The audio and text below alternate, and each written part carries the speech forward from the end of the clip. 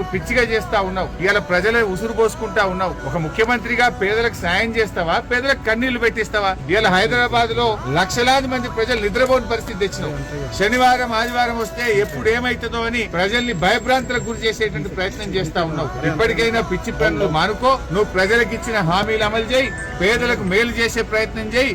ఒకవేళ నువ్వు తీసుకోవాలంటే 2013 భూసేకరణ చట్టం ప్రకారంగా వాళ్ళ హక్కులన్నీ కాపాడిన తర్వాతనే వాళ్ళను ఒప్పించి అఖిలపక్ష సమావేశం పెట్టి ఎమ్మెల్యేలతో మాట్లాడి చేయాలి తప్ప బలవంతంగా చేస్తే మేము బీఆర్ఎస్ పార్టీ చూస్తూ ఊరుకోదు. ఇంకా ఇలాంటి దయచేసి ఎవరు కూడా ఆత్మహత్యలు చేసుకోవద్దని కూడా పార్టీ తరఫున విజ్ఞప్తి చేస్తా ఉన్నాం. పోరాటం మీ వెనుక మేమున్నాం. బీఆర్ఎస్ పార్టీ ఎమ్మెల్యేలు ఉన్నారు, కేసీఆర్ గారు ఉన్నారు. మా పార్టీ మొత్తం మీకు అండగా ఉంటది. దయచేసి ఎవరు ఆత్మహత్యలు చేసుకోవద్దు, ధైర్యంగా ఉండండి, జీవించి పోరాడాలి. మనం పోరాడి సాధించుకోవాలి తప్ప ఎవరు ప్రాణం తీసుకోవద్దని కూడా విజ్ఞప్తి చేస్తాం.